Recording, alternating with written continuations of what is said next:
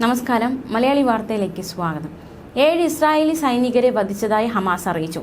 Rafah ആക്രമണത്തിൽ Israel ലക്ഷ്യം കാണുക എളുപ്പമാകില്ല എന്ന് അമേരിക്കയും വ്യക്തമാക്കിയിരിക്കുകയാണ്.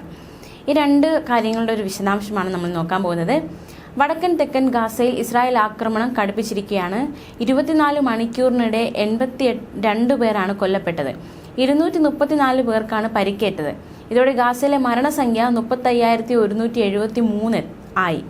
ജബാലിയ ക്യാമ്പിലും പരിസരങ്ങളിലും ഏറ്റുമുട്ടൽ തുടരുകയാണ്.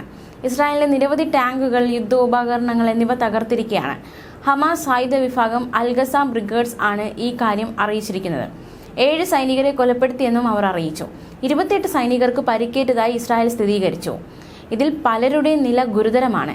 ഒരു സൈനികനെ വധിച്ചതായി ഹിസ്ബുല്ലയും അറിയിച്ചു. ഗാസയിലെ ആശുപത്രികളിൽ നല്ലൊരു പങ്കും പ്രവർത്തനം നിലച്ചിരിക്കുന്ന അവസ്ഥയാണ് ഇപ്പോൾ ഉള്ളത്.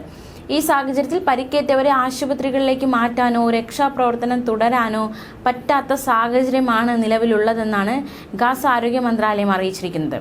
UN ഏജൻസികൾ മുന്നറിയിപ്പ് നൽകിയിരിക്കുന്നത് മരുന്നും വെള്ളവും ഭക്ഷണവും ഇല്ലാതെ കുട്ടികൾ ഉൾപ്പെടെ ലക്ഷങ്ങൾ യാതന നേരിടുന്നു എന്നാണ്. യുനർവ കേന്ദ്രങ്ങളിലേക്ക് വീണ്ടും ഇസ്രായേൽ ആക്രമണം വ്യാപിപ്പിച്ചിരിക്കുകയാണ്. സന്നദ്ധ പ്രവർത്തകർ വളരെയധികം ആശങ്കയിലാണ്. അടിയന്തര വെടിനിർത്തൽ ഉണ്ടായില്ലെങ്കിൽ സ്ഥിതി അത്യന്തം ഗുരുതരമായി മാറുമെന്ന് UN മുന്നറിയിപ്പ് നൽകിയിരിക്കുകയാണ്. അതേസമയം റാഫ ആക്രമണത്തിൽ ഇസ്രായേൽ ലക്ഷ്യം കാണുക എളുപ്പമാകില്ലെന്ന് അമേരിക്കയും മുന്നറിയിപ്പ് നൽകി. കൂടുതൽ ചർച്ചകൾക്കായി US ദേശീയ സുരക്ഷാ വിഭാഗം മേധാവി ജെയ്ക്ക് സള്ളിവൻ ഇസ്രായേൽ ഉൾപ്പെടെ മേഖലയിലെ രാജ്യങ്ങളിൽ പര്യടനം നടത്തും. വെടിനിർത്തലിന് ഇസ്രായേലിനെ പ്രേരിപ്പിക്കുമെന്ന് വൈറ്റ് ഹൌസ് പ്രതികരിച്ചു. ഈജിപ്തും ഖത്തറുമായി വെടിനിർത്തൽ കരാർ സാധ്യതകൾ സംബന്ധിച്ച് ആശയവിനിമയം തുടരുകയാണെന്നും അമേരിക്ക അറിയിച്ചു. അന്താരാഷ്ട്ര നീതിന്യായ കോടതിയിൽ നാളെയും മറ്റന്നാളും നടക്കുന്ന ചർച്ചകളിൽ സംഘത്തെ അയക്കണമോ എന്ന കാര്യം ഇസ്രായേൽ ഇതുവരെ തീരുമാനിച്ചിട്ടില്ല. ഇന്ന് ചേരുന്ന യുദ്ധകാര്യ ക്യാബിനറ്റ് യോഗം ഈ വിഷയം ചർച്ച ചെയ്യും. റാഫ ആക്രമണത്തിൽ നിന്ന് ഇസ്രായേലിനെ തടയണമെന്നാവശ്യപ്പെട്ട് ദക്ഷിണാഫ്രിക്ക വീണ്ടും കോടതിയെ സമീപിച്ചിരിക്കുകയാണ്. അതേസമയം മറ്റൊരു വാർത്ത കൂടി നമുക്ക് നോക്കാം. ഇറാനുമായി കച്ചവട ഇടപാടുകൾ നടത്തുന്ന ഏതു രാജ്യവും ഉപരോധം നേരിടേണ്ടി വന്നേക്കുമെന്ന മുന്നറിയിപ്പുമായി US.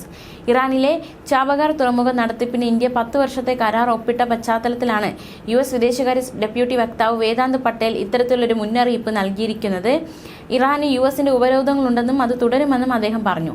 ഇറാനിലെ ചബഹാർ തുറമുഖം 10 വർഷത്തേക്ക് നടത്താനുള്ള കരാറിൽ ഇന്ത്യ ഒപ്പിട്ടതിന് പിന്നാലെയാണ് US മുന്നറിയിപ്പ്. ഇറാനുമായി വ്യാപാര ബന്ധത്തിൽ ഏർപ്പെടുന്നവർ ഉപരോധം നേരിടേണ്ടി വരുമെന്നാണ് US-ന്റെ മുന്നറിയിപ്പ്. സ്റ്റേറ്റ് ഡിപ്പാർട്ട്മെന്റ് വക്താവ് വേദാന്ത പട്ടേലാണ് ഇക്കാര്യം അറിയിച്ച് രംഗത്തെത്തിയത്. എന്നാൽ ഇന്ത്യയുടെ വിദേശ നയത്തെ സംബന്ധിച്ച് പറയേണ്ടത് അവരാണെന്നും വേദാന്ത പട്ടേൽ വ്യക്തമാക്കി. ന്യൂസ് ഡെസ്ക് മലയാളി വാർത്ത.